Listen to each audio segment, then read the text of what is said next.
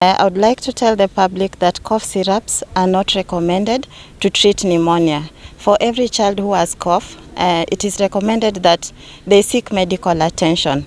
Why we do not advise them to use cough syrups is basically because most of the cough syrups have cough suppressants, and in the event that the child has chest congestion, it will worsen the situation and it can even lead to death. So because of that, we kindly ask everyone with a child who has a cough to seek medical attention and make sure they are getting the right treatment for the cough. We wouldn't advise any caregiver to seek over-the-counter prescription, especially for children with cough.